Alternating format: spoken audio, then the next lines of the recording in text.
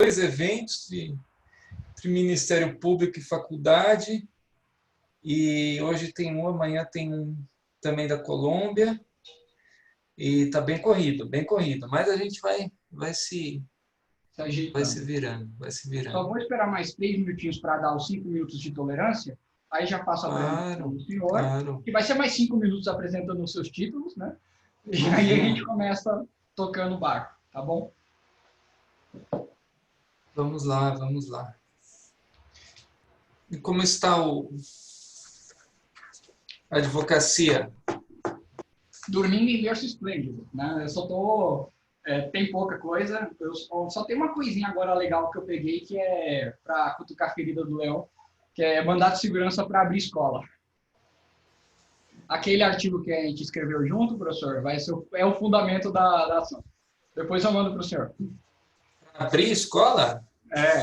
Interpretando aquela questão do estado de exceção, que limitações de direitos fundamentais só podem ser limitados de acordo com o estado de exceção. Até agora só tem pau, né?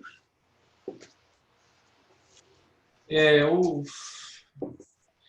não sei, mas a faculdade está indo muito bem virtual, viu? Eu não estou afim que abra de novo, não. Mas eu entendo que a escola é outra coisa. A escola, os meninos aprendem de outra forma. Somente recreação, creche, contato mais na base ainda é mais complicado. Falo por mim, por exemplo, pela Thalissa, ficar com os filhos em casa o dia inteiro deve matar a gente do coração. Bom, mas daí enfiar ela numa escola com lá sabe quem, vindo da onde, também não dá, né? É o próprio dono da escola que quer abrir? Na verdade, tá chovendo ação nesse sentido, né? Antes de promover o meu, eu tinha encontrado mais de 150 mandatos de segurança sobre o assunto. Todos tomaram pau. Eu estou vendo problema aí com faculdade particular, né? Muita gente trancando, né? E com razão, né? O aluno, quer dizer, acaba o semestre, ele fala, esse semestre aqui dá uma parada, né? Porque tá tudo meio zoado, então na pública ele vai, né? Mas na privada, ele pagando, ele pensa duas vezes, né? O ambiente é novo, né? Eu comecei a dar aula de verdade esse semestre, já comecei com a pandemia. Mal tinha pegou o ambiente de sala de aula, já tinha que fazer palestra via videoconferência. Mas vamos tocando. Vamos lá, já deu 5 minutos para o pessoalzinho, mais atrasado. Vou apresentar o professor Victor, tá, gente? O professor Victor, ele é professor da USP, da Faculdade de Direito de Ribeirão. Ele é livre docente, mestre e doutor pela USP, tá? Doutora Andréia deve saber melhor do que eu, uma das maiores sumidades sobre o assunto de delação premiada na América Latina. Atualmente, o senhor estava onde mesmo? Eu não lembro qual foi a sua última bolsa. Eu fui para Granada, na Espanha. Granada, tá? Fazendo estudos referentes ao tema. Autor dessa criancinha aqui, tá bom? Que, evidentemente, eu li 2 vezes, então o livro é maravilhoso, irretocável. E hoje vai nos apresentar a questão da delação premiada a partir da percepção de Nietzsche, tá? A questão do que nós chamamos em português de super-homem, né? Espero que consigamos entender melhor isso. Eu já tenho umas 40 perguntas anotadas aqui, né? Para poder fazer o professor depois. Ele vai falar. Quando ele terminar, nós fazemos as perguntas, tá bom? Professor, sinta-se à vontade e é um prazer tê-lo conosco. Olha, eu que agradeço, Igor. Vejo aqui os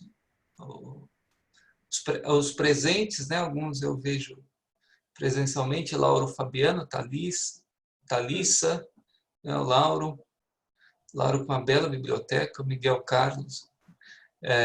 E, na verdade, bom, primeiro eu queria agradecer aos alunos, bom, os que já me conhecem, né? Andréia, o Igor, que foi meu orientado de mestrado, uma pessoa brilhante na área do direito internacional, e também um excelente advogado, como vocês já devem haver notado por aí. Acho que a OAB está em excelentes mãos com vocês, e eu sinto muito não participar da OAB como deveria. Participei, e como sou mais velho que vocês, posso falar, acho que sem perigo de ofender, eu fui o primeiro professor que fez um curso de argumentação jurídica, que, aliás, eu vou voltar a fazer agora online, na Escola Superior de Advocacia. Teve a palestra inaugural, a primeira aula regular foi minha. Na época, eu tinha acabado de terminar a faculdade, eu dava aula de redação no cursinho, no ângulo ali, e a professora Ada Pellegrini então me chamou, falou, não, você dá uma daquelas suas aulas lá de argumentação que um outro professor tinha visto e tal. Eu comecei na OAB. Mas realmente me encontrei, assim que a escola cresceu, virou um total desastre a administração, né? Enquanto a gente fazia tudo amador, enquanto não dava projeção, todos aceitavam o nosso trabalho. Depois que virou algo grande, nacional, começaram a boicotar de tudo quanto é jeito, eu resolvi pegar meu chapeuzinho, que eu não tenho, e ir embora. Mas, enfim, e a partir daí eu me envolvi pouco, né, nas questões de classe, mas admiro quem o faz, sei que é necessário, e principalmente a questão do ensino, e acho que a ESA, que foi uma excelente criação da professora Ada, com certeza mudou de mãos daquela época para cá, e deve ter também bons cursos e tal. Mas de fato foi uma experiência interessante enquanto durou. E eu acho que o curso, o advogado tem que estar sempre dentro, né, da formação, esteja ele dentro da universidade ou não. Para mim, já não dá mais tempo de exercer a advocacia, porque a nossa atividade acadêmica exige muito, exige estar lendo sempre, produzindo sempre, e isso está se tornando algo neurótico, para dizer o menos possível, então fazendo com que a nossa profissão afaste um pouco mais da prática. Mas tem algumas vantagens, né? As vantagens de que a gente está, trazendo um olhar que é um olhar baseado em elementos teóricos. Esses elementos teóricos eles oxigenam também a prática. Ontem eu dei uma palestra, e já estou entrando aqui um pouco no tema, sobre o hiperrealismo, né? Que tem a ver muito com o filósofo de hoje. Ontem eu dei uma palestra sobre compliance no Ministério Público, e a minha palestra era que os programas de compliance eles eram todos feitos de um modo falso, né? Inclusive os do governo. E eu juntei nos programas de compliance aquelas frases que eu falei que são frases chavão que a gente escuta naquelas palestras de empresa que se abrem com palestra do Leandro Carnal, do Cortella, sabe, aquelas coisas assim, e que vai lá e diz, manda, e está certo, e o modelo de compliance do governo fala para você ser proativo, para você agregar valor, para você ser resistente às mudanças, que significa ser resiliente. Eu falei, só falta falar aqui para a gente sair da zona de conforto, né? Porque o resto, toda uma tremenda de uma falsidade que faz com que eu diga assim, não, então as empresas não podem corromper. Eu digo, bom, então o que eu faço com o fiscal da prefeitura que sempre pede dinheiro para o construtor, né? Ah, não, você vê o Ministério Público, mas será que eu vou ao Ministério Público para ele abrir uma investigação, para daqui a 4 anos, quem sabe, ele desbaratar uma quadrilha de fiscal, né? Eu tenho que trabalhar com o que eu vivo, tenho que trabalhar com o que existe para mim, né? E essas concepções, essas visões da realidade são concepções filosóficas. Foi a partir daí que eu comecei a estudar delação premiada. Estava com um livro aqui, não estou com... Bom, enfim, eu comecei a estudar delação premiada, porque quando eu comecei a me deparar com na verdade, foi o primeiro parecer sobre delação premiada, ele era absolutamente contra tudo o que eu já tinha estudado em termos de valores, né? Porque eu sempre tinha, na verdade, eu fiz a minha dissertação de mestrado era sobre lei de imprensa, em que eu falava muito sobre honra. O meu doutorado tinha sido sobre tutela da intimidade, que absolutamente eu estudava toda a questão da proteção do segredo, por que o direito protege o segredo, por que existem determinados segredos que, ainda que sejam antijurídicos, são segredos em que o Estado não pode entrar, por exemplo, o segredo de confissão, por exemplo, o segredo médico. E depois, na livre docência, eu estudei o livre-arbítrio, e a questão do livre-arbítrio também passava por grandes dilemas morais, entre eles eu tive que estudar e conhecer os moralistas e os não moralistas, como estava na obra de Nietzsche. E a obra de Nietzsche, bom, enfim, então eu me deparei com a ideia de pensar, não é possível que o Estado esteja dentro da nossa cultura recompensando aquele que trai os seus comparsas, né? Quer dizer, o Estado, na minha opinião, continuo vendo assim, embora eu estou me flexibilizando, mas não em teoria, estou me flexibilizando no sentido de que a realidade faz com que a gente tenha que trabalhar com as coisas como são e não como nós idealizamos. Mas o Estado não somos nós, né? O Estado, ele principalmente numa concepção hegeliana, quer dizer, não esse Estado contratualista, o Estado é algo que está idealmente acima de todos e acima da coletividade. O que significa que ele não pode se deparar com os nossos, tratar com os nossos mesmos valores. Se for assim, se eu for utilitarista, né, eu vou, por exemplo, defender a tortura. E defender a tortura é muito simples, né? Raciocina comigo, que, bom, você tem uma quadrilha, né? Não que isso não ocorre, você tem uma quadrilha de assaltantes de banco, você pega um, né? E você submete essa pessoa a um pouquinho de dor física. Vai passar, daqui a 5 dias ele não vai sentir mais nada, né? Mas por causa daqueles minutos de dor física, ele, então, revela a quadrilha inteira. Olha que beleza, né? Isso não é bom?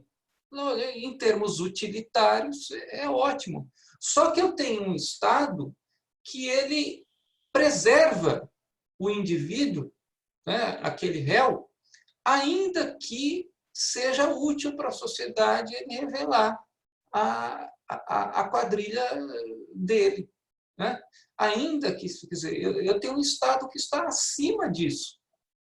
Então, você tem lá os seus filhos, né? E o seu filho vem, os 2 irmãos, né? Acontece lá quebra o vaso, né? E o seu filho vem, você quer saber quem foi que quebrou o vaso, você fala lá e dá um bolo para o seu filho e fala: filho, conta quem foi para mim, conta que foi o seu irmão que derrubou o vaso. Ele come o bolo e conta. Fala: você está fazendo certo? Não, é o contrário. Seu filho vem dizer: olha, eu vi ele derrubar o vaso. Você fala: cala a boca, né? Você não tem nada com isso. A questão é diferente aqui. Por quê? Porque você é pai, você é mãe, você está acima daquela briga pequena que os 2 meninos estão tendo e que eles têm que perceber que existe um valor maior do que um sair entregando o outro, ainda que com isso você resolva a questão do vaso, né? Então, quando eu vi a delação premiada, eu me deparei colocando aqui um raciocínio muito simples, né? Não em desrespeito ao auditório, mas para resumir, um valor simples no sentido de que existe uma ética acima do próprio Estado, e essa ética nós sempre aprendemos dela. Seja para um Estado democrático, seja para o Estado totalitário.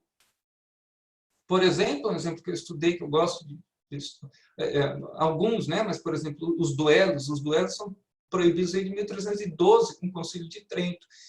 E sempre foi uma questão de honra, um valor que as pessoas se enfrentassem em duelo quando houvesse uma ofensa à honra. Mas eu digo mais. Por exemplo, a Igreja Católica tem o Código de Direito Canônico, né? O Código de Direito Canônico, o que é? É um documento da Igreja que fala assim, olha, como em outras religiões, com certeza tem, mas diga assim, olha, em todas as nações existe, entre aspas, um protocolo de conduta, né? Então, o Código de Direito Canônico, veja bem, ele tem duas... eu vou chegar em Nietzsche, que ele vai desvirtuar tudo isso. Mas, assim, ele tem dois... a pena maior dele é a excomunhão. Quer dizer, o pior que pode acontecer ali, num julgamento do Código de Direito Canônico, é o cidadão que acredita naquela religião ser excomungado. Como a igreja começa a ficar muito grande, né, um grande instrumento de compliance que tem ali, quer dizer, ela cria um ordenamento dela. E ela diz, bom, então a pena maior é a excomunhão. Quais são os dois casos que se chama excomunhão late sentença? Quer dizer, o que é late sentença? Sem análise do mérito, né, sem discussão do processo. Existem dois crimes. Um deles é o aborto. E qual que é o outro? Né? Qual que é a outra infração que dá excomunhão na hora pela Igreja Católica? Qual seria? A violação do segredo de confissão. Quer dizer, o que a Igreja faz? Ela diz assim, nós temos um código ético que faz com que, se o padre, o sacerdote lá, violar o segredo de confissão, se ele disser, eu violei o segredo de confissão, ele já está excomungado. E não tem processo. Não tem processo por quê? Exatamente para que não entre em discussão valores. Que ele não comece a dizer, não, mas eu violei o segredo de confissão, porque, na verdade, foi o tio que molestava a sobrinha e a mãe precisava saber, porque a menina ia ficar sendo, não sei o que, molestada por resto da vida. Eu evitei um pecado maior e tal. Cara, não dá para discutir. E não dá para discutir isso acima de qualquer Estado. Isso é o que é mais interessante. Por quê? Porque senão o padre entra num país que não tolera o catolicismo e a lei do país vai lá e fala assim, olha, você vai ter que vir aqui depois, vai ter que falar o segredo de confissão. Então a igreja diz para o sujeito assim, né, o valor ético, olha, qualquer Estado em que você viva, você tem um valor ético maior. Então, antes de você ser cidadão da Romênia, você é padre católico. Então, primeiro você segue a gente, né? Nosso. Então, e o Estado é obrigado a tolerar isso, pelo menos o Estado democrático. Então, quando existe um pacto de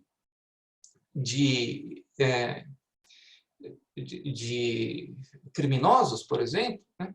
O Estado antigamente falava assim, bom, existe uma pena para quem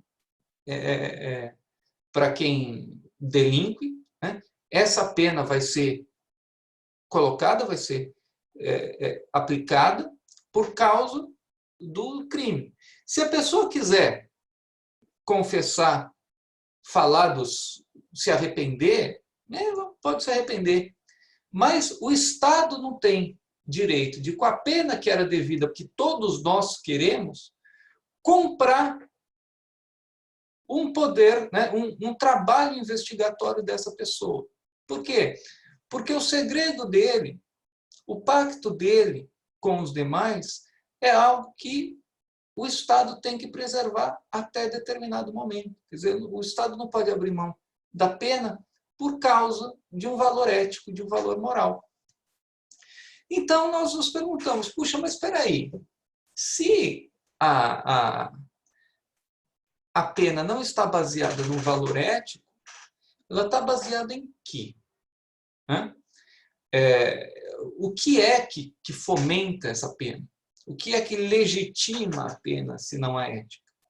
Então, a nossa próxima investigação é tentar entender por que nos países que aplicam a delação premiada tradicionalmente, aí veja, o pessoal vai lá e fala assim, não, mas então você é contra a justiça negociada. Eu falo, não, eu não sou contra a justiça negociada. Tem uma grande diferença entre justiça negociada, que ela traz menos direito penal, então eu não vou te aplicar a pena, porque você vai pagar uma multa, porque você vai fazer uma nota de arrependimento, porque você vai reparar a vítima, porque você vai dar um monte de coisa. Isso é ótimo, né? Mas é porque isso traz menos direito penal. E não algo para você delatar o outro, para ele trazer mais direito penal, para eu prender, não é? Perseguir alguém, exercer ainda mais o meu poder. São coisas totalmente diferentes, embora tenha na delação premiada uma natureza de negociação. Mas negociação é uma partezinha da delação premiada, saber aonde vai se chegar. Né? Então, não é ser contra a justiça negociada. Quer dizer, abrir mão entre uma coisa e outra. É abrir mão da pena através de uma informação. E aí, no meu livro de delação premiada, eu fui, então, investigando os critérios éticos, que seriam aqueles que fazem com que se preserve, né, a delação premiada, ou que se preserve, não se admita a delação premiada, ou aqueles que admitem a delação premiada. Né? Então, nós chegamos, por exemplo, a ideia, a Constituição não duplo sentido, a como se constitui a ética protestante, e que ela acaba tendo, diferentemente da ideia católica, ela acaba tendo uma ideia, trazendo uma noção de trabalho e eficácia que, para o direito, que no direito penal norte-americano, conseguiu, através da influência também dos chamados utilitaristas, esse em inglês como Benson, mas que nos Estados Unidos foram muito cultuados, uma ética diferente da nossa. Né? Pelo menos o entendimento do direito penal anglo-saxão foi bastante diferente desde o início. Mas, dentro da nossa concepção, eu acabei trazendo, porque, claro, é por isso que nós nos reunimos aqui, né? Todo o direito ele é baseado, quer dizer, eu tenho que ter para ele uma base filosófica, eu tenho que saber da onde eu estou saindo, por que eu estou aplicando aquilo, o que é que me convence. Né? E eu cheguei, então, a um filósofo que eu admirava muito, que é Nietzsche. E por quê? Né? Quer dizer, dos valores que se trazem de Nietzsche, então eu estudei isso que eu vou mostrar para vocês, eu estudei bastante Nietzsche, bastante assim, né? A gente nunca estuda o suficiente de filósofos como esse. Nesse meu livro, Livre-Arbítrio e Direito Penal, foi uma tese que eu fiz, que está pela Martins Fontes. E o que fez Nietzsche? Né? Então, quem era Nietzsche? Nietzsche era um filósofo nascido ainda na primeira década do século XIX, e a obra dele é pouco sistematizada. Né? E, principalmente, a obra dele é quase totalmente o contrário do que se diz. Né? Eu vejo por aí, com todo respeito, progressistas e feministas com camiseta do Nietzsche. Antes a gente via mais. Né? Hoje é mais fácil ver da Frida Kahlo. Né? Mas antes tinha camiseta do Nietzsche, e sem saber que Nietzsche era o cara que deu todo o fundamento filosófico para o nazismo. Isso já está totalmente arraigado, né? Totalmente comprovado. Então, quem foi Nietzsche? Nietzsche foi um cara que chegou e disse, né, quer dizer, qual é a coerência da sua obra? Nietzsche fala, Sócrates propôs um racionalismo. Platão desvirtuou porque trouxe um moralismo que em Platão, em Sócrates, Platão desvirtuou com um moralismo que em Sócrates não existia. Né? E, a partir daí, nós vivemos um racionalismo romanceado, fazendo uma análise muito do que me interessa, né, pelo que me interessa, um racionalismo romanceado socrático. E, mais ou menos, a gente compara com a crítica que existe para quem estuda religião entre as palavras de Jesus, né, e as cartas de Paulo. Né? O pessoal vai lá e olha e fala assim, não, Jesus falou uma coisa, aí Paulo veio lá com uma série de regras morais. Ah, não, você não pode ser gay, você não pode casar, você não pode não sei o quê, você não pode... Você fala, mas espera aí, isso aqui estava lá ou ele inventou? Então, estou chutando mais ou menos assim, era a crítica que fez Nietzsche. Nietzsche está dizendo, olha, nós vivemos um poder criado pela moral. Né? Essa moral, ela faz com que existam algumas classes que sabem que essa moral não existe ou deveriam saber que essa moral não existe. Com isso, elas dominam toda a sociedade. Então, veja, com essa, entre aspas, descoberta da moral, Nietzsche assume uma posição de enfrentamento, que não que é o mesmo princípio de alguns moralistas, e existem filósofos moralistas muito bons, que dizem exatamente o mesmo. Falam, olha, a moral é inventada, mas ela é extremamente útil à nossa sociedade. Né? Quer dizer, não existe, você tem que estudar a moral e compreender quais são os valores morais que te interessam, que são arraigados, que, portanto, são fundamentos éticos, e quais são os valores morais que simplesmente estão ali para fundamentar uma tradição, que é uma tradição com a qual a gente que permite a nossa vida. Né? Eu recomendo sempre algumas leituras e faço ilustrações, porque eu gosto muito de narrativas, não sou um poeta como Igor, né? Mas eu gosto muito de narrativas.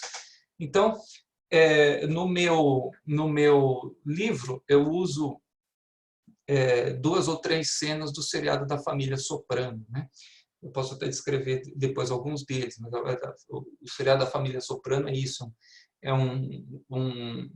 Soprano é um mafioso que tem códigos morais retos e esses códigos morais vão se perdendo. Né?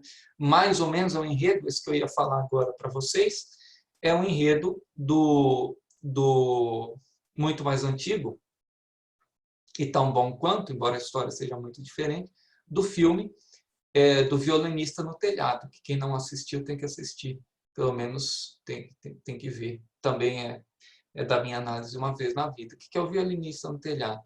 Fiddler on the Roof, é um dos melhores filmes da história do cinema, sem dúvida nenhuma. Inclusive em concepção de cenas e tal. Mas então, eu vou narrar a primeira cena. A primeira cena também está no meu livro, é o Tevye, que é um judeu que está, salvo engano, na Ucrânia, né? E ele canta, é um musical, ele canta uma música maravilhosa que se chama Tradition, a tradição. Então ele explica, ele fala assim, olha, aqui na nossa aldeia,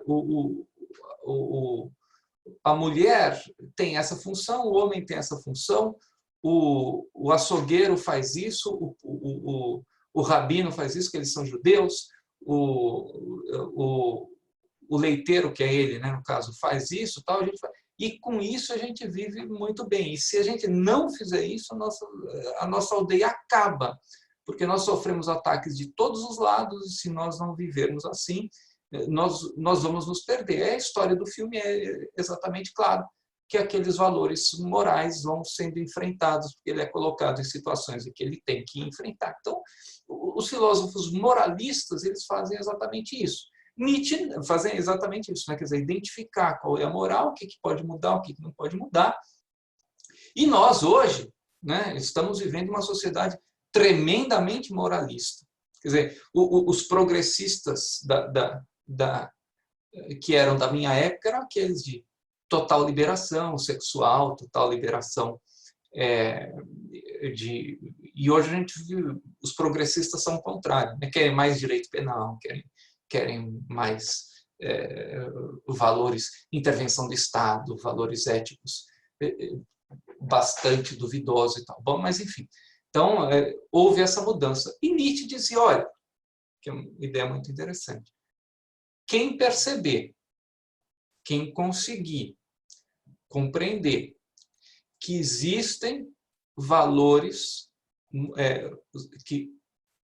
primeiro, né, que Deus está morto, que existem uma série de regras e que essas séries de regras são simplesmente umas regras de sobrevivência e que nós estamos dispostos, colocados diante de uma lei da natureza, esse cara vai ser o mais forte, vai ser o mais inteligente, vai ser quem vai saber jogar e se destacar e vai ser o ser humano do futuro.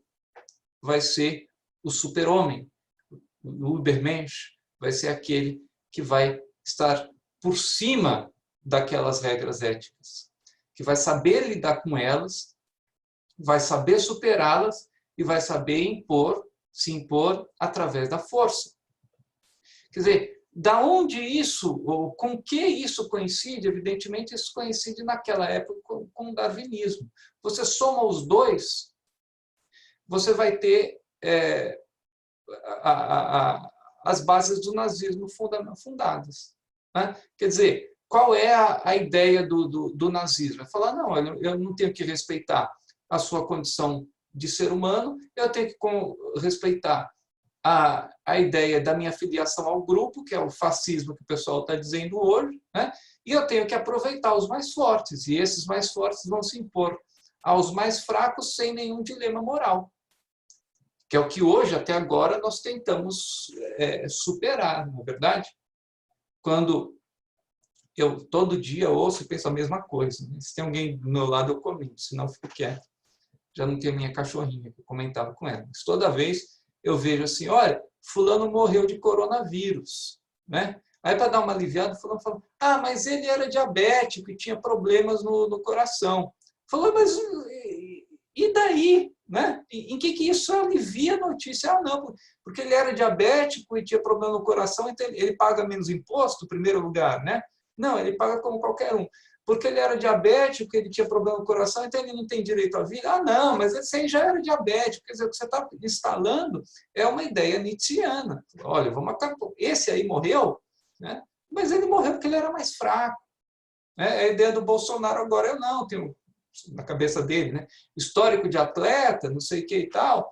Então eu vou passar, quer dizer, eu vou superar essa. E quem não superar, bom, mas aí eu era obeso, era não sei o quê. Né? Então, essa ideia era a ideia do nazismo, era a ideia do Nietzsche. E eu aplico isso já... bom, então, quer dizer, Nietzsche, então ele trazia... Eu trouxe aqui depois algumas frases dele, posso ler para vocês, exatamente para a gente ver como é que isso se passa principalmente em duas obras maestras dele, que eu sei falava Zaratustra e a genealogia da moral. Né? Então, ele em determinado momento cria o super-homem, e o super-homem é aquele que ele vence esses dilemas éticos e, a partir desse momento, ele se sobrepõe ao seu próprio grupo, porque ele percebe que a ideia de Deus é uma ideia ultrapassada, que Deus não vai reger a vida dele, que o que rege a vida dele não é uma causa moral, porque nós estamos todos conectados a um universo que é um universo causal, causalístico. Então ele diz textualmente, o direito penal é uma forma de impor ordem e ninguém pode ser responsabilizado por nada, por isso que eu estudei livre-arbítrio, porque ninguém é causa primeira do universo. Tá? E o universo, então, ele gira mais ou menos numa ideia de fatalismo, de que as coisas vão necessariamente acontecer para aqueles que não se souberem impor as regras do universo, que é a famosa lei do eterno retorno que ele traz, né? Mas existe alguém que se impõe a isso. E essa pessoa que se impõe é o Obermente, é o super-homem. Então eu volto à delação premiada, né, para dizer o seguinte: bom, em determinado momento o Estado se abre com a delação premiada para que uma pessoa, um cidadão diferenciado, tire vantagem dos demais. E qual é a vantagem que ele tem dos demais? Ele soube jogar com as próprias regras do Estado. Então o delator, ele é criminoso, porque ele cometeu o delito, ele sabia que ele enfrentava o Estado. Ele acaba com as regras morais do seu próprio grupo, porque ele denuncia o grupo que ele mesmo fundou, né? E isso, se a gente for falar de delação premiada, de como isso evoluiu, se eu sair da filosofia, eu dou vários exemplos para vocês. Outras coisas que têm inquietado bastante em relação ao tema. E ele venceu o próprio Estado. E por que ele venceu o próprio Estado? Quer dizer, ele venceu, ele ofendeu a sociedade, ele ofendeu o grupo e ele ofende o Estado. Por que ele ofende o Estado? Porque o Estado tem uma vontade, e isso é a base da minha obra, que todo promotor que a gente pode falar esconde, né? Quer dizer, eu falo que o Estado é de joelhos. O Estado só senta para negociar com o delator porque ele precisa. Não porque, quer dizer, porque ele não consegue chegar onde ele quer chegar. Então, o delator, ele coloca o Estado de joelho na frente dele e fala: bom, me diz aí agora o que você quer. Claro que o Estado disfarça isso. Ele nunca vai assumir que ele está negociando porque ele está perdendo. Mas nós que somos advogados e fazemos negociação o tempo todo, nós sabemos que a gente só vai negociar quando a gente não tem tudo, né? Quando eu tenho tudo, eu não sento para negociar. Eu ganho a ação, indenização de R$1 milhão, eu vou lá para o indenizado e falo: vamos negociar isso aqui por 300 mil. Por quê? Porque eu sei que ele vai demorar mais 20 anos para eu conseguir tirar o dinheiro dele, se eu conseguir, né? Mas se eu consigo bloquear a conta dele, né, com aquele 1 milhão, e o juiz dá uma ordem já de transferência do dinheiro para minha conta, se isso acontecer, eu não vou sentar para negociar. Vou sentar para negociar por quê? Se sentar para negociar lá atrás. Então, naquele momento, ele coloca o cidadão de joelhos, ele coloca o Estado de joelhos na frente dele e diz: bom, eu superei. Por quê? Porque o Estado tem uma premissa, que é punir o criminoso. E eu vou acabar não punindo. Veja, eu coloquei essa ideia antes de que houvesse as grandes delações no Brasil. Mas se você olhar, por exemplo, o que acontece hoje com o Odebrecht, ele é e eu tenho trabalhado isso em toda a América Latina, o pessoal da Colômbia, Peru, Equador quer matar ele, porque, na verdade, está dizendo: pô, esse cara saiu impune. Todos nós estamos, eu estou aqui em quarentena, todos nós estamos presos dentro de casa. O Odebrecht também, só que a casa dele é diferente da minha, né? É um palácio aí no Morumbi, o que significa dizer que ele está muito melhor que todos nós. E eu fico pensando qual é o crime que eu posso cometer, que eu tenho que cometer para poder morar na casa dele junto com ele, né? Porque ali é um...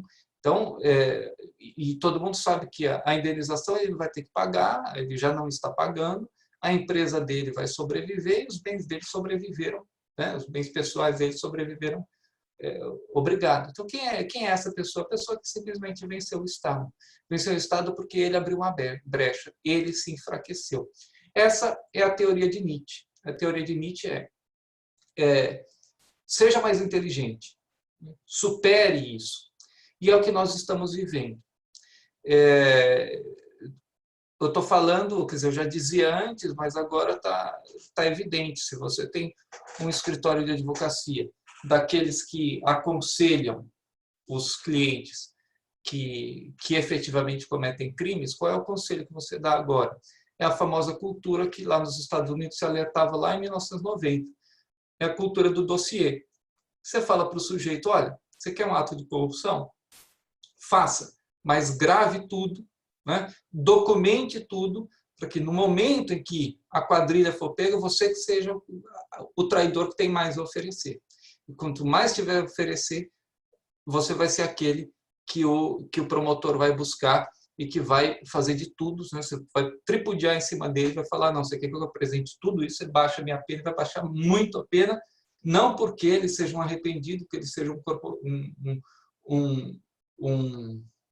um ex-criminoso, ou porque ele tenha sido abençoado, viu a luz, né? E aí, de repente, ele se converteu ao Estado como eles querem fazer com que a gente creia, mas porque ele se transformou no super-homem. Ele falou assim, bom, eu vou vencer a moral, tanto do meu grupo quanto do Estado. Se eu conseguir conjugar isso, eu me sobreponho e eu vou sair o vencedor de toda a história. É o que a gente está vivendo.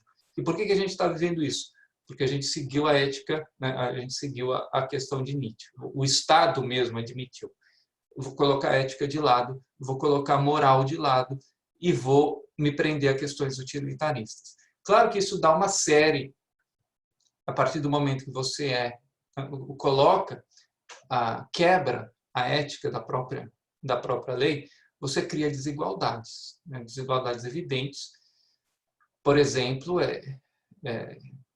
é um direito penal feito para ricos, né? Você não vai ter nenhum pobre delator, você não vai ter nenhum pobre. Primeiro, porque ele não tem muito o que informar.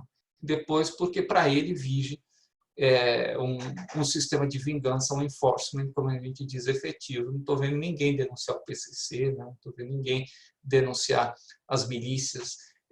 Semana passada não, anteontem, deu no jornal de televisão, não sei em que favela aqui em São Paulo, que teve não sei se vocês viram, teve lá uma festa, a polícia foi chamada para acabar com o barulho, né, e com a aglomeração, e chegou lá e deu o tiro, matou 2. Né? E a própria polícia veio e colheu para retirar do local os projéteis que haviam sido lançados lá, o pessoal narrava.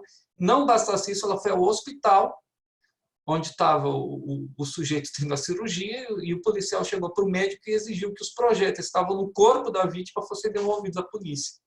E aí o repórter dá essa notícia e ainda fala assim, olha, mas chame a ouvidoria, porque a ouvidoria quer saber o que aconteceu. Fala, mas só se você for tonto que você vai chamar a ouvidoria, né? Que você vai denunciar, você vai ser o próximo a ser assassinado sem as balas no corpo. Quer dizer, é isso que a gente vive. Tente delatar se você for da periferia, tente delatar se você for um menos privilegiado. E Nietzsche acha isso normal. Né?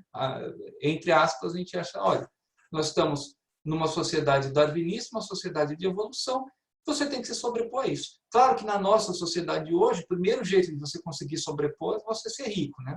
Se você for pobre, você já nasce numa condição de impossibilidade. Ele não escrevia para pobres, evidentemente. Né? Aliás, todos esses filósofos, eles escrevem, desde os gregos, eles escrevem desconsiderando questões como escravidão. Então, você imagina para Nietzsche falar, por exemplo, de uma pessoa, sei lá, de um cadeirante, né? Quer dizer, uma pessoa para ele que já está excluída da vitória da sociedade, assim, basicamente por olhar. E a gente tem ele ainda hoje como um filósofo cultuado, né? Filósofo cultuado. Eu acho muito interessante, como eu digo, porque ele foi uma pessoa realista.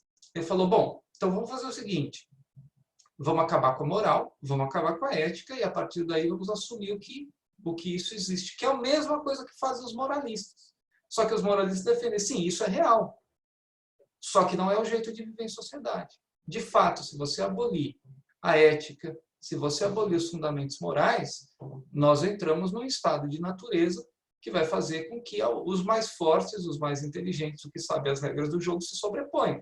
Mas o direito está aí justamente para fazer o contrário, para impor valores morais, né, para que uma pessoa com uma deficiência, quer dizer, para uma pessoa que tem diabetes, tenha direito à vida, né, mesmo com coronavírus, do mesmo jeito daqui não tem. aquela que vai sobreviver é que não vai sobreviver. O direito está para fazer para dar esse nivelamento que a natureza não dá, infelizmente, né? Que a sociedade não dá. Para isso que nós temos princípios jurídicos, que é justamente para o contrário. Para isso que nós temos princípios morais, justamente para o contrário, para que a gente não volte para uma sociedade escravizada, para que a gente não volte para uma sociedade extremamente opressora. Então, termino com isso já muito da minha fala para não os cansar, mas esse é Nietzsche, né? E esse é esse cara que aparece ainda muito, né, nos quadros, pôsteres e tal, daqueles que se entendem mais progressistas, que dizem, nossa, né? Ai, eu li Nietzsche e ele acaba com essa moral burguesa. Acaba com a moral burguesa, o diabo, né? Ele acaba com a moral como um todo, e ele impõe uma sociedade da lei do mais forte, que nós tentamos a todo momento acabar com ela. Por exemplo, deixa eu dar um exemplo claro, né? Quando você tem no direito penal, quem gosta de direito penal, você tem a figura do estado de necessidade, tá? O estado de necessidade, no Brasil, ele é uma excludente de antijuridicidade, pelo nosso Código Penal de 1984. O que é uma excludente de antijuridicidade? Excludente de antijuridicidade é aquela que diz que determinado ato não é antijurídico. Portanto, ele não enfrentou a lei. Grande maioria dos países ibero-americanos, eles não admitem o estado de necessidade como exclusão da antijuridicidade. O estado de necessidade é a exclusão da culpabilidade. Por quê? O que é a culpabilidade? Culpabilidade é dizer assim, olha, eu não posso exigir de você, por você ser um ser humano e tal, que em determinado momento você sacrifique a sua vida por outro, né? Então, aquele velho exemplo da tábua de salvação, quer dizer, duas pessoas estão lá no oceano, tem uma boia só, né, uma tábua, uma boia. Se os dois segurarem na boia, a boia não resiste, os dois morrem. Então, o que eu faço? Eu vou lá e mato o outro para ficar com a boia para mim e eu sobrevivo. Ora, isso é culpabilidade. Isso significa dizer, o direito penal vai dizer, olha, eu não vou te culpar, não vou reprovar a sua ação pessoalmente como culpabilidade, porque naquele momento em que você salvou a sua vida e sacrificou a de outrem, eu entendo que o ato não era reprovável a você. Só que não coloco isso como algo antijurídico, como no Brasil. Por quê? Porque quando eu faço algo como antijurídico, eu estou dizendo, o direito não se importa com isso. Você não pode nem pedir indenização. E quando ele faz isso, o que o nosso direito penal está fazendo? Está privilegiando a lei do mais forte. Está chancelando a lei do mais forte. Ora, como você conseguiu, né, como se fosse lá um deficiente e tal, salve-se você e deixe o deficiente, e isso é parte da lei. Ora, não é assim, diferentemente da legítima defesa. Legítima defesa, eu estou sendo agredido, eu mato então o agressor, o Estado diz, bom, como eu não estou ali para te defender, então você se defendeu e você agiu como Estado. Só que o Estado, no chamado estado de necessidade, não teria direito de escolher entre um e outro. Quem fez isso foi você, então é uma reprovação pessoal.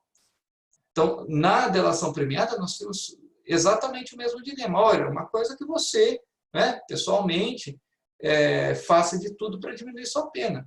Outra coisa é que o Estado admita que você quebre um pacto anterior e diminua a sua pena comprando a sua moral, comprando um pacto de silêncio que foi feito com demais pessoas, que deveria ser, num Estado liberal, um direito seu. É direito seu ficar calado e é direito seu, né, do próprio Estado, não comprar a sua própria moral. Mas isso é Nietzsche, né? Quer dizer, Nietzsche fala, vamos superar tudo isso, vamos trabalhar com o que existe de realidade na nossa sociedade.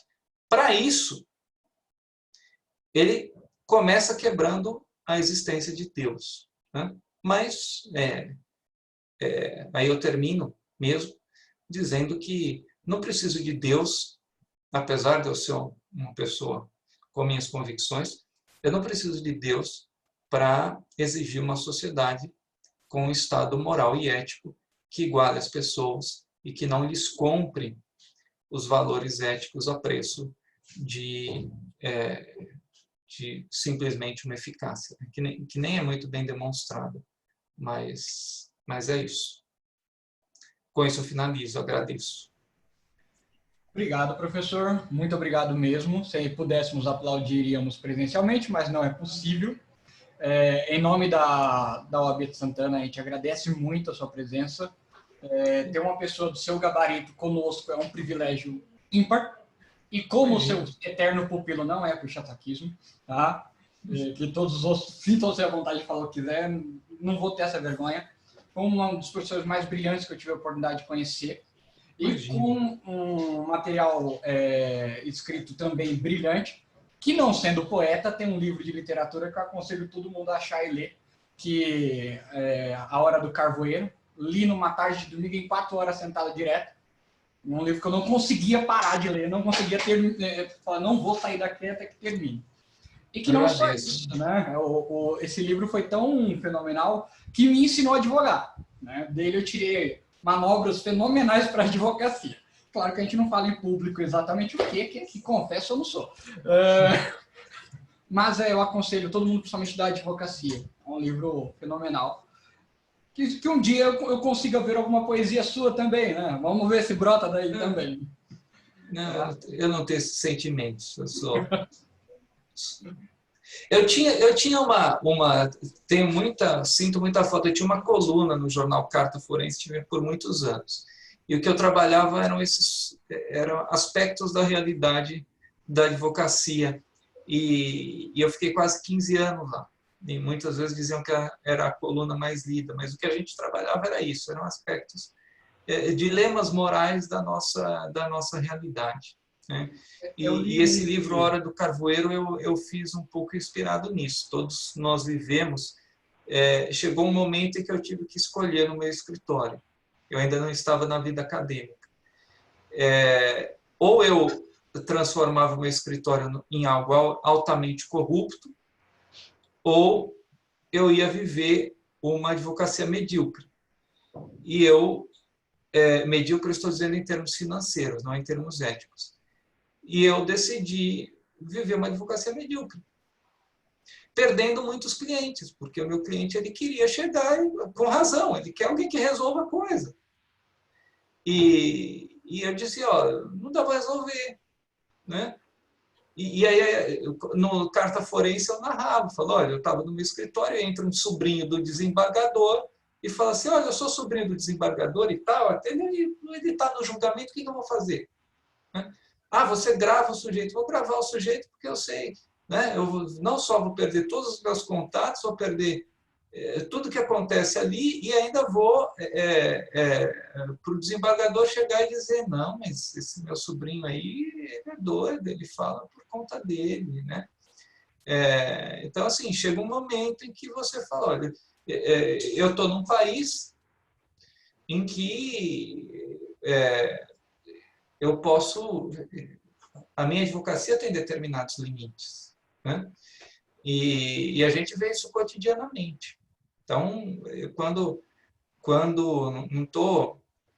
não estou falando de... Mas eu trabalho com 2 ou 3 escritórios de advocacia criminal, que são de colegas de uma capacidade de trabalho incrível e que trabalham com os mesmos valores éticos que eu e que vão estar sempre, e eu podia falar isso para eles com toda honestidade, vão estar sempre no segundo escalão. Né? Sempre no segundo escalão, pelo menos enquanto as coisas não mudarem muito, eles vão ser o advogado tem classe A, eles são classe B, apesar de que eu acho que eles são melhores que tu, mas chega em determinado momento que você fala, daqui eu não passo. Né? Se eu fosse do Nietzsche, eu ia falar, não, deixa comigo. Né? Deixa comigo que está resolvido. E o sucesso da advocacia é o sucesso financeiro, não tem jeito. Isso aí É o carro que você tem na porta do escritório. Hã? É o carro que tu tens na porta do escritório. Mas o que eu acho justo, a gente está numa sociedade capitalista. O problema é que no Brasil, para você chegar nesse ponto, advocacia criminal, pode ser que outras não. Tomara que não, no civil você ganha uma grande indenização e tal. Mas no penal, quando você chega para o cara e fala assim, olha, os meus honorários são de R$ 1 milhão, o cara fala, mas por quê? Né? Ah, porque eu apresento que você é muito bom, você é professor da universidade, você tem livro, pô, eu vou na livraria e compro seus livros por R$ 500 todos, né? Não por 500 mil. Né? Então, eu te cobro R$ 1 milhão porque eu estou te oferecendo uma solução. Né? Só terminando aqui, tinha uma capa genial da Carta Capital, não sei se vocês lembram da época do Mensalão, que botava grandes criminalistas assim, de respeito, alguns já falecidos, falava a morte dos medalhões, porque o que o Mensalão conseguiu fazer naquela época eram pessoas que tinham vendido o resultado que não entregaram. E se surpreenderam, porque teve um deles, não vou dizer quem, mas está no YouTube, para quem quiser, que chegou para o ministro relator, Joaquim Barbosa, e falou assim, olha, fui eu que te coloquei aí. Né? Eu lembro. E só falou dizer assim, com todo respeito, porque todo mundo que me conhece sabe que de racismo eu não tenho nada, só faltou dizer assim, falou, só está aí porque você é negro. Porque eu cheguei para o presidente e falei, eu acho que é uma hora de colocar alguém mais ou menos tipo você assim. Né? E falou na cara dele. Sorte que o cara era ministro do Supremo já, senão ia ter tomado, ele ia ter engolido quieto isso, né? E não engoliu. Mas assim, tomara que todos os julgamentos sejam como o do Mensalão, mas a gente sabe que não são. Né? A gente sabe que não são. Então, é isso aí. É o Nietzsche, novamente. Antes de eu mesmo fazer as perguntas, eu notei algumas aqui, uma que me acompanhava desde a primeira vez que eu li o livro. Eu vou abrir para os outros, que eu costumo falar demais. Né? Alguém tem alguma pergunta a fazer para o professor? Alguém quer? Só dá um sinal, eu abro o áudio aqui. Stefano? Não? Então tá. Se ninguém tiver nenhuma pergunta, dou-lhe uma, dou-lhe duas. Andréia, pode falar. Opa.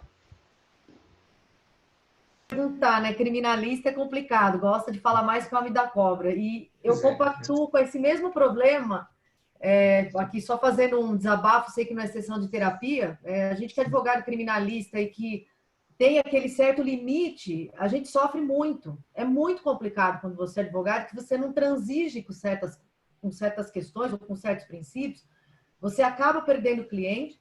Eu já perdi diversos clientes por conta disso, mas, por outro lado, também ganhei clientes pelo fato de ser uma pessoa que tem um tipo de postura ética diferente aos outros advogados. Mas estou aqui no segundo, terceiro escalão, tudo bem, vida que segue, pelo menos eu deito e durmo tranquila. É isso. Eu tenho uma pergunta mais prática, na verdade. Eu gostaria de saber a opinião do professor com relação ao novo entendimento do Ministério Público Federal, que fez publicou uma normativa no sentido do reconhecimento da possibilidade de se fazer acordo de não, no caso, não persecução penal, durante já a tramitação de ação penal. Eu gostaria de saber o que o senhor entende a respeito disso, se acha viável, se isso já rompeu com todos os pensáveis aí a respeito da questão de processo e procedimento mesmo.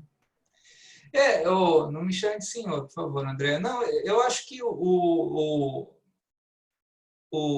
Ministério Público ele já chegou nessa ideia assumidamente de que o processo é uma transigência. Né? Veja, inclusive eu fiquei muito chateado com um comentário, com a crítica, né? Quando a gente é criticado,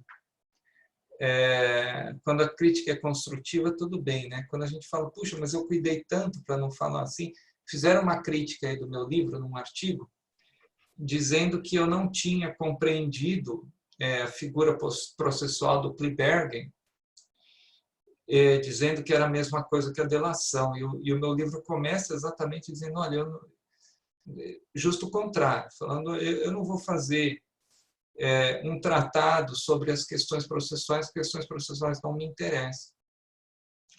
Então, André, eu acho muito relevante, muito importante que você faça uma justiça negociada, desde que você se entregue. Quando o prejuízo é só seu, quando você está colaborando com a justiça, por exemplo, confessando os fatos, não tem por que não ter uma diminuição da sua pena. Lá, vamos extinguir o processo, sempre tem desde a Lei 9.099. A gente vive isso, né, sempre. Eu vou lá, eu confesso, eu digo o que eu fiz, eu apresento. E se for para não ter pena, não tem. O problema é que o Ministério Público, assim, em geral, ele está dizendo, bom, não, vamos matar tudo e vamos fazer uma grande negociação, que é uma negociação que perde os valores éticos. Então, por exemplo, eu dei um parecer. Vocês sabem que eu trabalho muito com... Eu sou um grande fã do Pacto de Paz da Colômbia. Eu estou sempre estudando, porque eles estão sempre estudando, eles estão tentando. Eles têm a chamada Justiça e Paz, quer dizer, está uma reconstrução, inclusive amanhã dou uma palestra lá, estão todos convidados, sobre o livro Delação Premiada na reconstrução colombiana, para um projeto que se chama Colômbia Científica, muito interessante, já estou fazendo propaganda. Mas eu sou um admirador, porque, na verdade, claro, você construiu uma ideia de perdão. Agora, quando você tem a justiça transicional, quais são a primeira ideia, né, o princípio da justiça transicional? Você vai ter garantia de não repetição, reparação do dano para a vítima e restabelecimento da verdade. Eu dei um parecer numa delação premiada que falava, puxa, e foi legal, porque eu estou dizendo, eu estou usando meu livro de 3 anos atrás, eu já dizia, olha, isso vai acontecer. Em que o cidadão vai lá delatar os outros, e ele vai delatar os outros, e o Ministério Público, e ele foi que corrompeu todo mundo, né? E o Ministério Público vai lá e trata ele como um grande arrependido, e a história que ele conta sobre ele mesmo é de dar risada. Assim, eles falam que ele... Então, assim, isso que ele foi, que chamaram ele para pagar uma propina, ele pagou sem saber que era propina, ele achou que são umas histórias assim. Quer dizer, se você está num processo de justiça transicional de reparação, é o que eu digo no parecer. O promotor tinha que olhar e falar, no começo, tinha que chegar e falar assim, olha, se for para você vir contar historinha aqui, para. Né? Porque o primeiro elemento que a gente tem que ter numa transação é o restabelecimento da verdade. E o restabelecimento da verdade começa por você. Então, você tem que dizer, olha, eu fui, né? Eu corrompi todo mundo, tal, e agora eu estou traindo todo mundo, que eu mesmo chamei a corrupção. Tudo bem, desde que você comece restabelecendo a verdade. E isso, os processos de transição, realmente são verdadeiros, são efetivos. Tem gente que, por exemplo, teve isso na África do Sul, Desmond Tutu tem um livro maravilhoso que está aqui, eu não lembro o nome, mas chama O Perdão. Quer dizer, ele ganhou o Nobel da Paz com a reconstrução da África do Sul pós-apartheid. E ele diz o seguinte, poxa, para a família que sofria racismo, sofria apartheid e tal, quando ele ouve o militar chegar e falar assim, olha, eu perseguia mesmo, eu fiz mesmo, não sei o quê, para ele já é mais interessante do que ver o fulano na cadeia. Né? Porque ele já chega lá e fala, pelo menos ele escutou a verdade. Pelo menos ele se sentiu, quer dizer, não tem nada mais frustrante do que você né, tá diante do policial militar que te torturou e falar, não, eu não te conheço, não sei quem é você, né? Quer dizer, quando a pessoa vai lá e assume, fala daqui para... às vezes é melhor que a cadeia, mas tem que assumir. Então, isso que eu estou dizendo, que está faltando na delação premiada, que é diferente dos Estados Unidos. Porque os Estados Unidos têm mais experiência nesse sentido, né? Então, eu uso, por exemplo, tem uma parte do filme muito interessante daquele filme, nossa, esqueci, com Leonardo DiCaprio. Desculpa, minha memória, estou velho demais já. O Lobo de Wall Street? Oi? O Lobo de Wall Street. Lobo de Wall Street, exatamente. Em que ele dá um golpe na bolsa e aí o Ministério Público chega para ele, né, e fala para ele assim, bom, você tem que reparar isso, tem que dar todos os seus bens, né? E aí ele vai para a casa dele, vê aquela mansão que ele construiu, que é linda. Ele olha para a casa dele, o Leonardo DiCaprio, e fala, quer saber? A cor do caramba, né? Eu não vou dar nada, minha casa não dou para ninguém. Eu vou viver aqui, eu vou negar tudo. E ele não faz o acordo. Mas veja, o que o Ministério Público falou para ele? Falou, cara, você vai devolver tudo, você vai morar numa casa pequena, igual a do Vitor, né? Ele fala, não, isso aí eu não faço não, de jeito nenhum, né? E o que a gente vê no Brasil? A gente vê o cara ser exatamente o Ubermensch mesmo, virar e falar assim, a Lava Jato começou assim, o STF finge que não entende até hoje, porque para o Paulo Roberto Costa e para o Youssef, eles chegaram e falaram, não, eu quero 4 apartamentos, um para cada filho e uma para mim, que seja preservado do acordo. E aí houve um recurso da parte dos delatados que disse assim, peraí, o Código Penal diz o seguinte, que o pagamento dos danos é efeito da condenação. E a lei de delação premiada não permite você, de jeito nenhum, transigir com os efeitos da condenação, com a reparação do dano. O dano está comprovado em 4,5 bilhões de dólares. Enquanto você não pagar 4,5 bilhões de dólares, você não pode preservar o apartamentinho do sujeito, né? Aí o STF foi lá e decidiu, uma decisão, né, dessas brilhantes que ele faz, que o delatado não tem direito a protestar, porque é um acordo entre as partes. Quer dizer, só entre o Ministério Público, mas entre as partes que veio no meu, né, no meu interesse patrimonial, por dizer assim, né? Quer dizer, no meu status libertatis, né? Como que eu não posso... E o meu acesso à justiça? Fala, não, isso aqui... Então, o que está acontecendo? O Ministério Público está fazendo isso. Se é para matar no meio do processo lá adiante, tudo bem. Eu nem sou contra, né?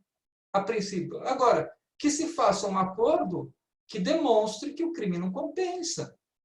Se você continuar fazendo um acordo demonstrando que aquele que delata em determinado momento do processo é aquele que se sai bem, você vai...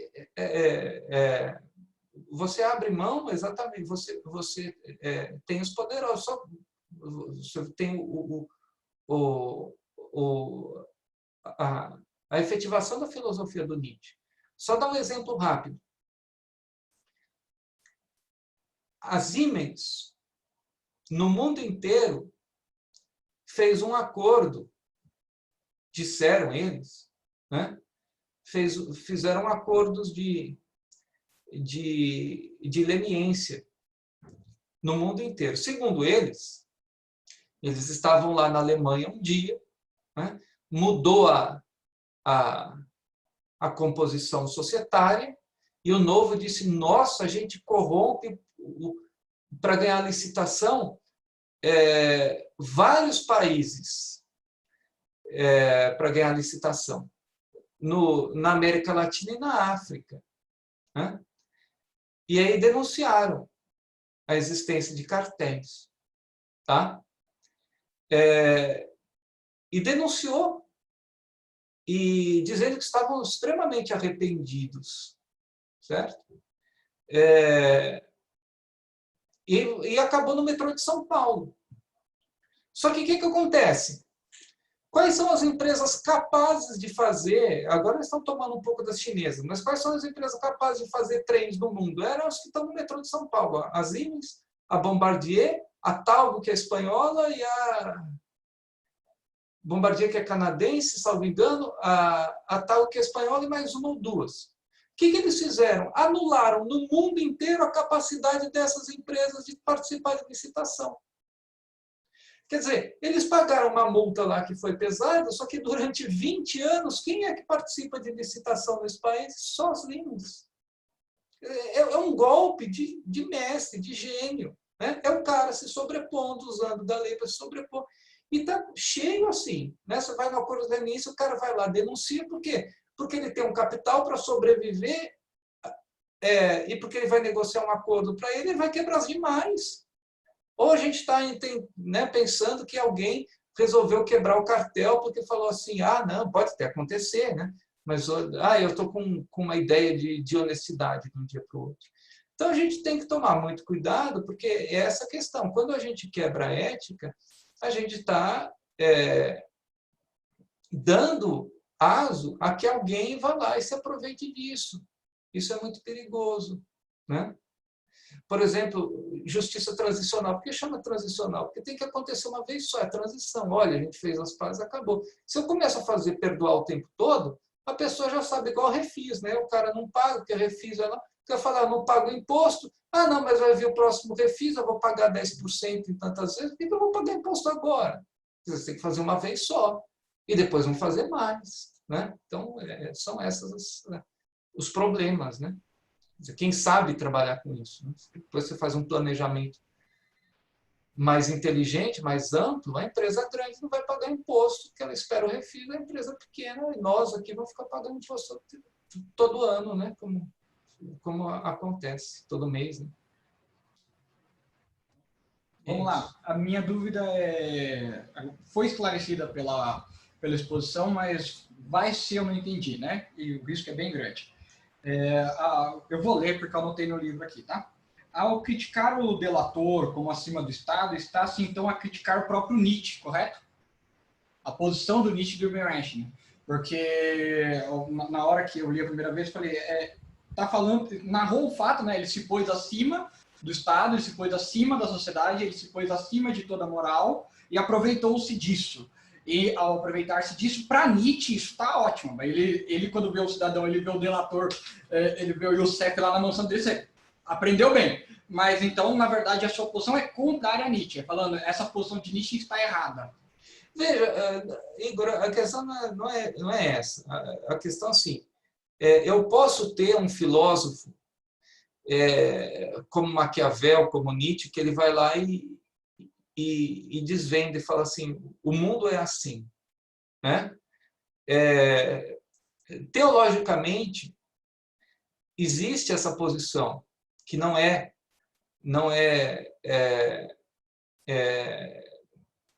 novidade, e é muito ousada.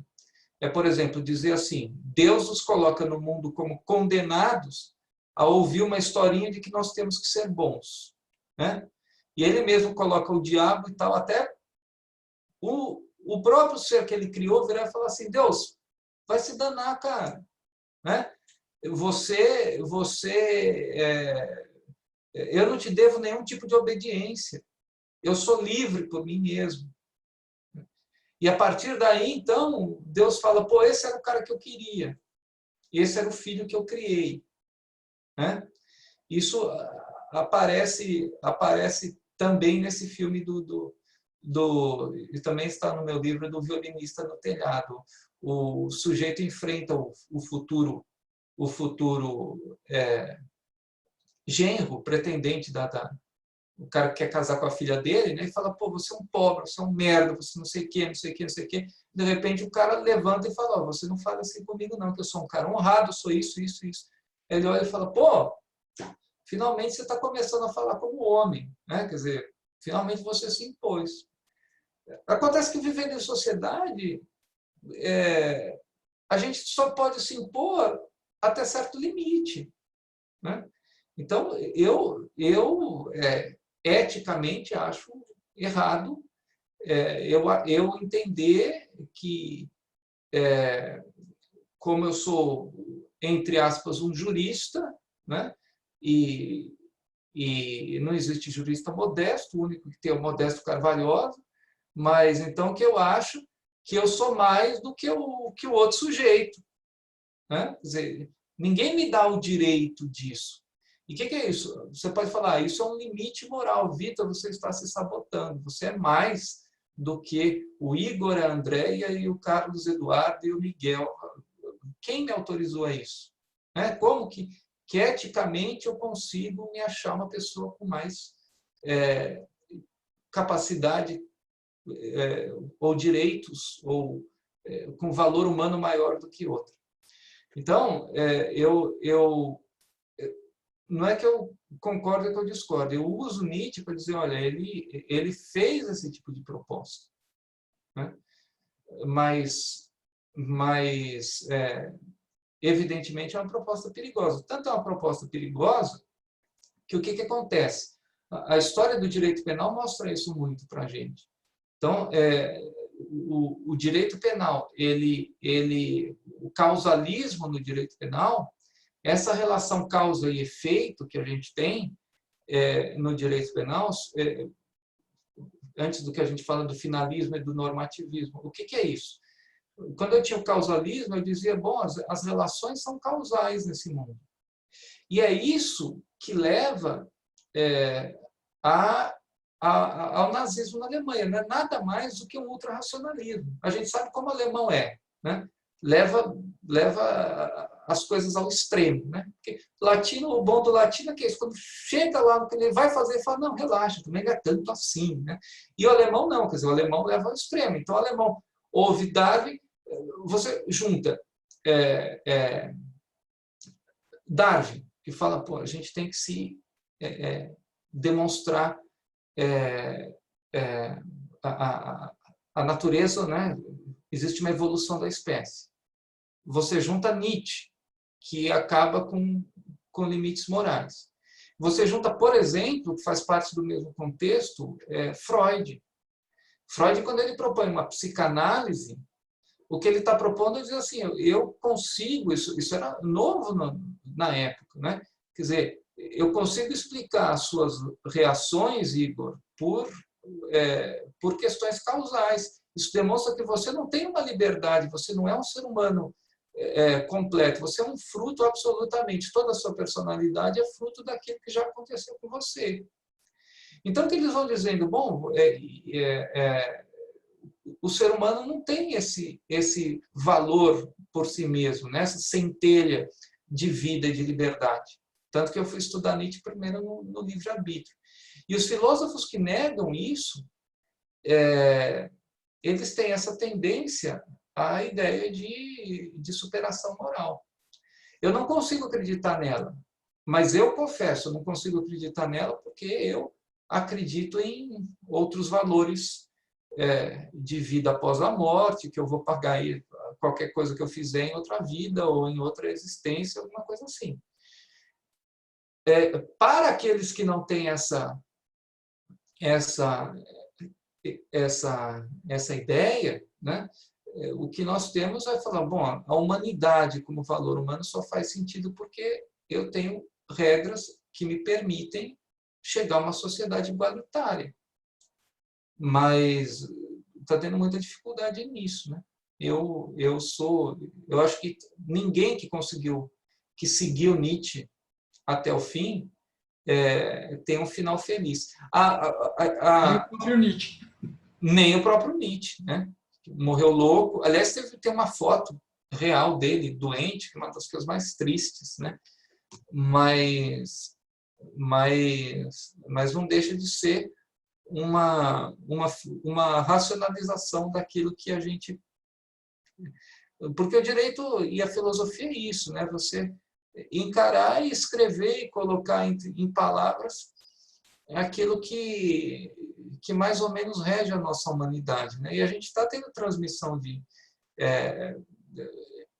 esses valores, né? Então, por exemplo, claro, estamos vivendo momentos em que a sociedade está mostrando que não existe uma igualdade real na nossa sociedade entre homens e mulheres, entre brancos e negros, né? Como é que a gente reage a isso? Até onde a gente está disposto a mudar? Né? Na teoria é muito fácil, né? Na prática vem o Nietzsche e fala, bom, se você está numa posição superior, mantenha-se, porque senão você vai perder, né? Quem está disposto efetivamente a ver uma sociedade composta por, vamos supor, o nosso Congresso por 90% de negros, por exemplo, né? Alguns estão, muitos não. Vai passar umas 2, 3 gerações para que a gente tenha isso efetivado. São poucos que falam isso, né? Nietzsche é um dos que vai lá e fala, toma cuidado, né? O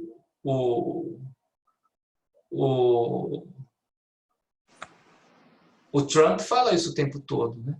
Fala assim, não, tá, Professor, mas a sociedade americana é assim, pois não. Mas quando a gente pensa em igualdade real, isso é utópico. É impossível. Ainda que nesse exemplo, a composição do STF, do tribunal, seja de 90% de mulher, ou 90% de negro, 90% de japonês, seja lá o que for, igualdade real é utópico. Não é possível. Veja, eu concordo, né? Mas, assim, grande parte da filosofia é calcada em utopias, né? Se a gente fala assim, olha, utopia, claro, tem que existir um sistema de valores para desigualar a nossa sociedade. Aí já vamos para outra parte, por exemplo, a questão econômica. Essa é a minha opinião. Quando cai o Muro de Berlim, o que eles comprovaram? Eles comprovaram que a economia do comunismo não se sustenta. Não se sustenta porque o Estado não consegue te forçar a trabalhar o tempo todo sem te dar um prêmio por mérito. Esse prêmio, na nossa sociedade, hoje é econômico, né? Se você traz uma sociedade que até 200 anos atrás, não, menos de 200 anos atrás, era totalmente escravocrata, é uma ilusão achar que a gente vai transformar essa sociedade, seja no Brasil, seja nos Estados Unidos, transformar esse pensamento de uma hora para outra e promover uma igualdade econômica, né? Entre brancos e negros.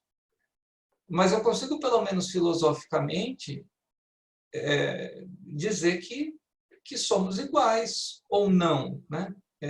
Essa é a questão, que não tem nada de superior entre a mulher e o homem, que não tem nada de superior entre o branco e o negro, o alemão, o japonês, né? Mas é claro, isso eu concordo, é uma utopia, mas o Igor que fez o Prolan conosco, ele com certeza estudou muito a teoria da dependência, né? E o processo de decolonização. Quer dizer, nós, como latinos, estamos sempre lutando contra a ideia de que nós estamos num canto do mundo servindo aos outros povos, inclusive intelectualmente. Professor, vai virar um bate-papo, desculpa interromper. Claro. Eu me questiono há algum tempo por que os países, talvez fuja da sua exposição, mas se puder me brindar, me dar uma luz sobre o sentido, eu percebo que todos os países, e por favor, eu não estou falando de religião, pelo amor de Deus, não quero entrar nesse embate, mas verifica-se que todos os países católicos são os mais pobres, mesmo aqueles que estão na comunidade europeia. Itália é mais pobre, Espanha e Portugal, mesmo a comunidade europeia, são os países mais pobres. E todos os países que estão católicos, eles têm uma tendência a ser mais pobres que os outros. Como o senhor vê isso? Olha, eu vou tentar, eu ia até achar para... Porque Dá um se a gente segundo, eu já te mostro. Olha.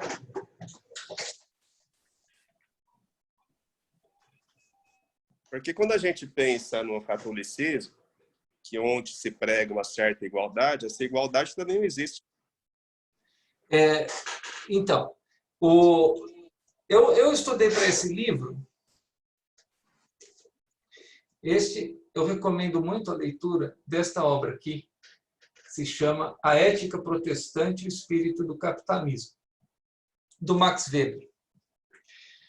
Ele explica um pouco, ou bastante, o que você está dizendo, Stefano, que a questão é o seguinte: bom, os países católicos, o protestantismo, ele chega num certo momento da evolução dele, que ele começa a dizer assim, bom, o sucesso do Filho de Deus, isso para o protestante, é a sua organização e o seu trabalho, e os resultados do seu trabalho. Tá? Coisa que o catolicismo não assumiu. A Inglaterra assume isso, mas qual que é a diferença por exemplo, quando tem a transição em 1648, agora estão desmentindo essa história, mas enfim, em 1648, a Espanha Filipe II, né, ele tenta invadir a Inglaterra com a chamada Invencível Armada, que se mostrou que de invencível não tinha nada. Nesse momento de transição, o que acontece? Qual que é a diferença como se organiza o sistema ibérico e como se organiza o sistema inglês, que vai dominar o mundo a partir desse momento? O ibérico, ele tinha a função dele da vitória na guerra, uma função coletiva. Mas o sucesso individual era um sucesso proibido. Isso não só assim, o catolicismo, ele não vai premiar o seu orgulho próprio ou o seu destaque na sociedade, né? Isso quando você tem uma sociedade extremamente capitalista, você vai ter esse choque, porque a sociedade anterior, aristocrática, ela te colocava numa situação que você já nasce num estamento e você se mantém naquilo. E o catolicismo, ele mantém um pouco essa questão, quer dizer, você tem a sua honra, mas realçar-se, né, passar por cima dessa subir de classe social, não é uma coisa que o catolicismo quis, nem nunca vai querer. Isso nasce. Então, Weber vai explicar na ética protestante, principalmente na ética quáquer, em que ele vai dizer assim, os pastores vão dizer, a eficiência do seu trabalho, a recompensa do seu trabalho é o melhor que você pode fazer em nome de Deus, né? Agora, também não é só isso, quer dizer, por exemplo, você tem uma cultura latino-americana, a cultura indígena, que é uma cultura que simplesmente não dá valor para o dinheiro, né? E você tenta ficar colocando esse valor no indígena, ele não assume, né? Ele fala, então, assim, ele não consegue direcionar a vida dele para isso. Ele acha que se você derrubar uma árvore, é muito pior. E aí ele vai ter a religião dele e tal, mas hoje ele prova que está muito mais certo do que nós, né? É muito pior do que você ganhar R$1 milhão. Quer dizer, entre manter o rio limpo e dar R$1 milhão para ele, em termos culturais, ele fala, eu quero meu rio limpo, o rio é que me dá de comer, o rio é que me dá vida, eu não troco essa montanha por nada e tal, né? Coisa que só um outro hippie consegue pensar, mas para ele é natural. Agora, claro, numa sociedade econômica, esse cara está condenado a ser pobre. Tem uma coisa muito interessante que eu apresentei ontem, não estou fazendo nenhum discurso comunista, Stefano, mas vou só terminar, que chama o Starbucks Effect. o efeito Starbucks. O que é o efeito Starbucks? O efeito Starbucks é o seguinte. Eu estou aqui no meu bairro, né? O meu bairro chama Starbucks, podia chamar outra coisa. Mas o meu bairro, eu compro um café numa padaria muito boa, né, por R$2 e como um pão por R$2. E esse pão e esse café estão dentro do meu orçamento, do orçamento de todos aqueles ali. Por quê? Porque aquela padaria foi criada para servir aquela comunidade, né? Ela serve o melhor no melhor preço. Sempre foi assim, né? Não adianta eu cobrar mais, eu não vou servir café, não adianta fazer um café ruim que ninguém vai tomar, não adianta eu cobrar pouco demais porque eu quebro. O Igor, que é dono de metade das padarias da Zona Norte de Santana, ele pode dizer isso para vocês, né? Então, aquela padaria estava cobrando no mundo inteiro R$2,50 o café, eu acho uma delícia, eu brigo com o português, mas ele faz uma hora, ele faz do meu jeito, a gente entra num acordo. Legal. Até montar o Starbucks. Quando o Starbucks entra ali, o que ele faz? Aquele café que custava R$2,50 começa a custar R$22. Porque você não vai querer tomar só um cafezinho, né? Você vai querer tomar um café colombiano com creme de não sei o quê, não sei o quê. Primeiro você vai engordar, não é outro problema. Depois você vai... Quer dizer, o que ele fez em toda aquela região? Ele valorizou, o aluguel já não é mais o mesmo. O aluguel subiu, porque, afinal de contas, você está na rua do Starbucks. O café era R$2,50. Bom, tudo valorizou, mas qual que é o problema? Ele me empobreceu. Eu não me senti um cara pobre. Hoje eu sou um cara excluído. Por quê? Porque eu não posso pagar R$22 no café. Eu só posso pagar 2. Então, ele acabou de criar 2 classes no meu querido bairro. Daqueles caras que vão no Starbucks e daqueles que continuam indo na padaria do português. A padaria do português ficou de 2ª classe, né? A padaria do português já vai sair dali, se vierem as outras lojas. Então, assim, o Estado, na minha opinião, ele tem que controlar um pouco essa questão de igualdade e desigualdade. Por quê? Porque a gente já está numa sociedade em que o Starbucks chega e ele chega pouco se importando com a sociedade local. E ele sempre vai me transformar num cara pobre. Ele sempre vai me transformar num cara que é excluído de determinada região, né? Eu vejo isso, eu estou aqui em Ribeirão Preto. Eu morava em São Paulo, fui para Brasília, aí eu fiz o concurso aqui para a USP de Ribeirão. Como eu não conhecia o interior de São Paulo, não conhecia absolutamente nada, para mim, o interior de São Paulo era aquelas cidadezinhas que eu conhecia do interior lá de Goiás, porque minha mãe era de lá. Eu falei, pô, vou ter uma vida super barata. Porque no interior, você sabe, você vai, né, você come pamonha, é tudo barato. Eu chego aqui em Ribeirão, o efeito Starbucks destrói a cidade. Porque aqui é muito mais caro do que São Paulo, com a diferença de que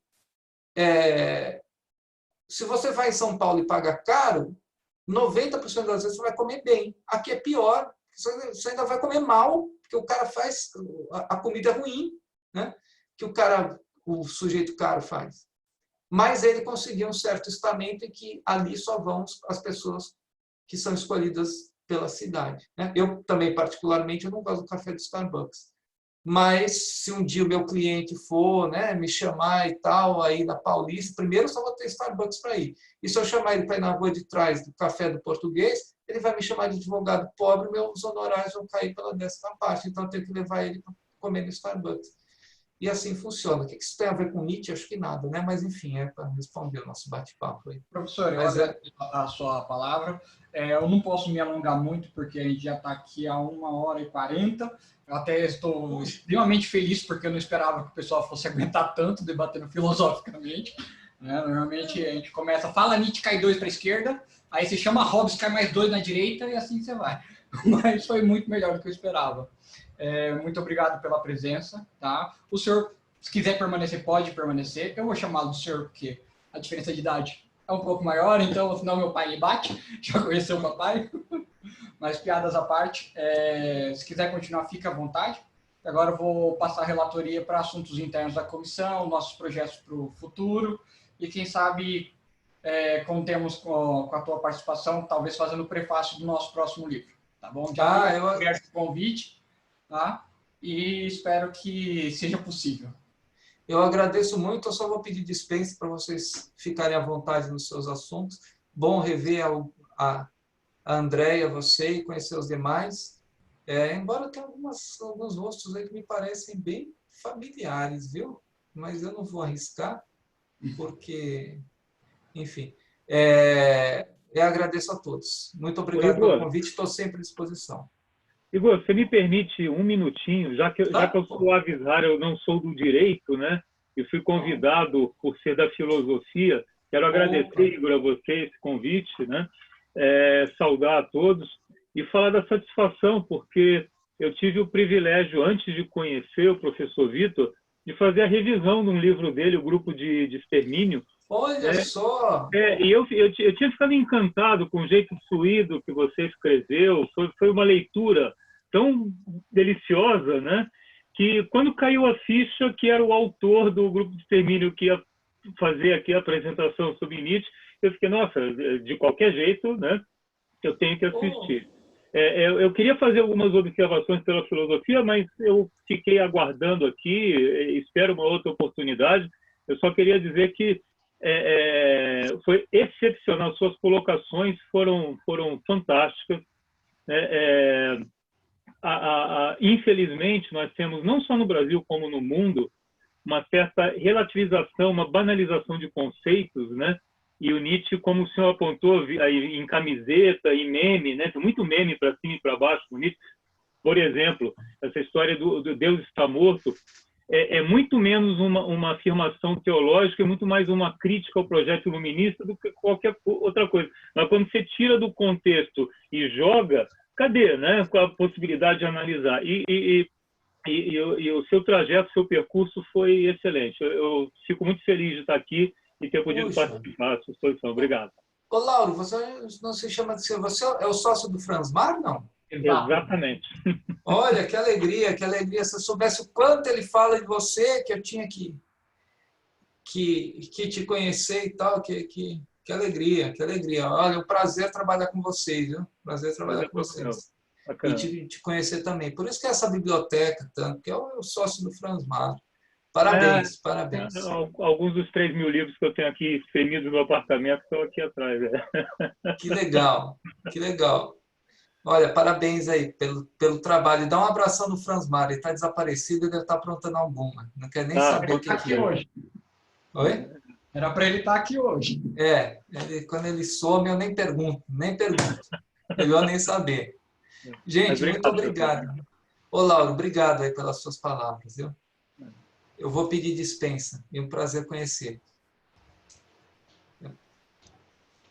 Gente, ao restante que vai ficando aqui, o Lauro já cantou a bola, tá? Esse grupo vai ser formado, vai ser bem polissêmico.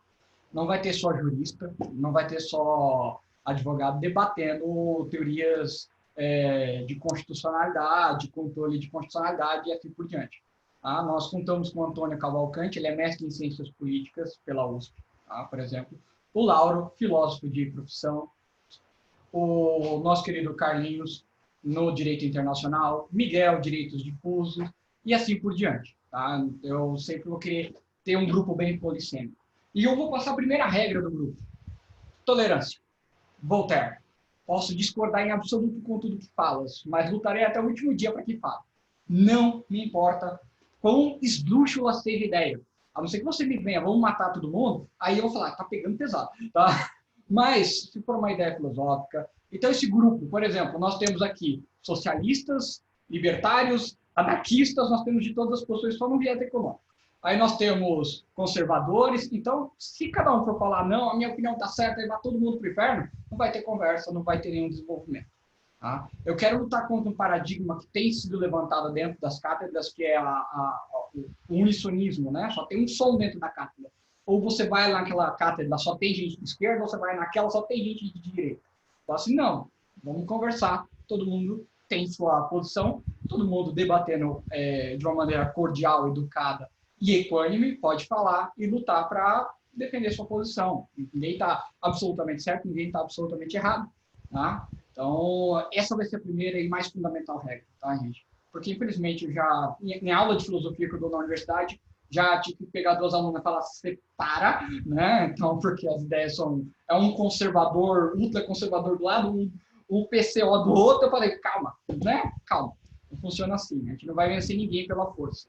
E eu não sou nitiniano nesse aspecto, né? Que o mais forte ganha. Senão eu pegar uma sala, dar uma faca, e no final a gente vê quem tá certo. Então, esse vai ser o primeiro. Tá? Por mais que você não goste da ideia do adversário, do colega, eu li Schopenhauer e os 37 estratagemas para ter razão, né? A arte de ter razão de Schopenhauer. Então, eu sei quando um argumento é usado só para deslegitimar o adversário. Ou então você simplesmente fala assim, não, você é gordo. Né? Assim, tá bom, já sei, eu tenho balanço em casa. Né? Vamos para outro patamar. Tá bom? Então, vai ser esse o principal foco. Tá? Segundo, eu vou procurar fazer reuniões em sábados de manhã, porque todo mundo trabalha, todo mundo é advogado, né? Então, comissão com horário, no horário de trabalho do advogado, é muito difícil ter gente, muito difícil mesmo. Vou procurar fazer em sábado de manhã, por quê? Gente, a gente até sabe, inclusive eu vou encerrar a gravação aqui, né, que a gente